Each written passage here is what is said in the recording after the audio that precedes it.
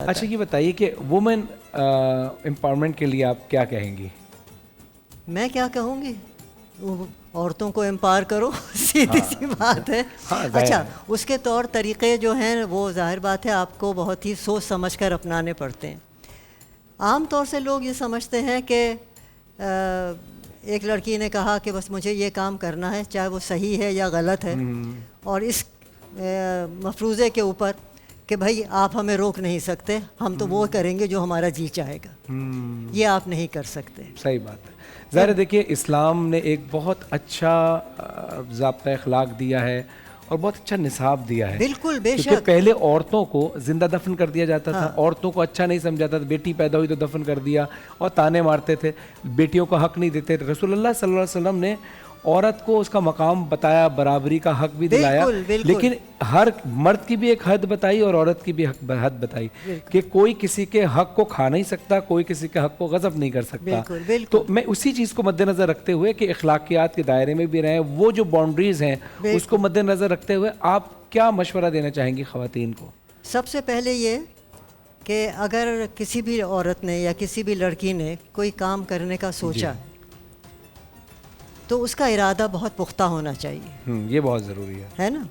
दूसरी बात यह है कि जिस माहौल में वो रह रही है पहले उसका जायज़ा ले। सही बात। क्योंकि देखो बेटा, इंसान लड़का हो या लड़की हो, जब उस माहौल से बाहर निकलती है या निकलता है तो ठीक है, उसको बहुत चीज़ें ऐसी होती हैं जो कोई हासिल कर लेते हैं, लेकिन वो ये नहीं भूलना चाहिए उनको कि वो उनको वापस भी उसी माहौल में आना है। जब उस माहौल में आएंगे तो आपकी कितनी एक्सेप्टेंस है वहाँ, है ना? क्योंकि आप अपने माशरे के, अपने माहौल से अलग होकर नहीं रह सकते, आप कितना भी चाहें। और सबसे बड़ी बात यह कि वालिदैन का साथ आपको होना चाहिए। आप अपने वालिदैन को कन्विंस करें कि ये जो काम मैं कर रही हूँ ये कोई ऐसा गलत काम नहीं है। मसला अगर वो तालीम हासिल करना चाहती है, किसी किस्म की ट्रेनिंग लेना चाहती है, कोई ज़रूरी नहीं है कि डॉक्टर, बिजनेस करना चाहती है। हाँ, डॉक्टर इंजीनियर होने की कोई ज़रूरत नहीं है किसी को इतना। लेकिन बहुत सी चीज़ें ऐसी हैं कि एक लड़की है वो बहुत अच्छी टेलरिंग करना चाहती है। वो कहती है कि मैं जाकर एक इंडस्ट्रियल होम में अपनी ट्रेनिंग ले सकती हूँ,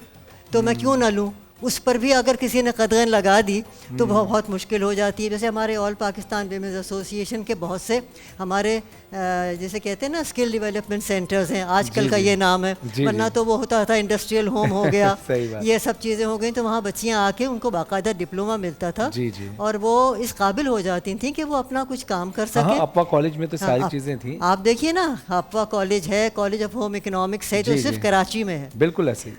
हमारी जो ऑर्गेनाइजेशन वो तो पूरे पाकिस्तान हमारे महल्ले में बहुत सारी ख़वातीन ऐसी थी जो अफ़वा में पढ़ी हैं, वहाँ से ये सारे स्किल्स हासिल किए। अभी कुछ दिन पहले ही एक खातून हमारे यहाँ आई थी, तो वो होम शेफ़ थी। अच्छा। और उन्होंने वो बताया कि मैंने बड़ा हार्ड टाइम देखा, मैंने होम यानी खानों की डिलीवरी शुरू की और मैं घर का खाना बनाती थी। आज उनका रेस्टोरेंट है।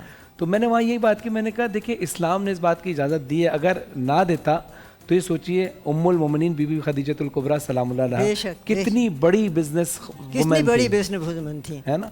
तो लेकिन ज़ाहिर उनको अपने हुदूद भी पता थी और इस्लाम ने जो उनको हक दिया उसका भी। तो ये घर से बात करने के लिए जो आपने बात की तो मुझे याद आया, एक FM है, मैं नाम नहीं लूँगी उनका, कि आपको शायद एतराज़ ना हो, तो उनसे मैंने ये मुआहिदा किया कि भाई, मैंने कहा तुम मुझे कोई पैसे मत दो और मैं तुम्हें कुछ पैसे नहीं दूंगी। अच्छा। और मुझे 1 घंटे का स्लॉट चाहिए अफ़वा की तरफ से। सही है। तो मान गए। अच्छा, उसमें हम क्या करते थे, तो वो प्रोग्राम जो था मैं कंडक्ट करती थी, इंटरैक्टिव प्रोग्राम था। और उसमें जो घर बैठी ख़वातीन थी वो मुझसे बात करती थी और हम उनको मशवरे देते थे, क्या कर सकती हैं? हाँ, कि आप क्या कर सकती हैं। उनसे हम पूछते थे कि आप क्या कर सकती हैं, तो बताते थे कि मैं सिलाई कर सकती हूँ, मैं पेंटिंग कर सकती हूँ। और फिर उनको हम गाइड करते थे कि आप अगर आपको ये मसले हैं तो आप फलां जगह जाकर ये काम कर लीजिए। बहुत अच्छी बात। तो ये अफ़वा का हमारा एक बहुत अच्छा प्रोजेक्ट था, बहुत अच्छा इनिशिएटिव था और ये प्रोग्राम बड़ा फेमस भी था और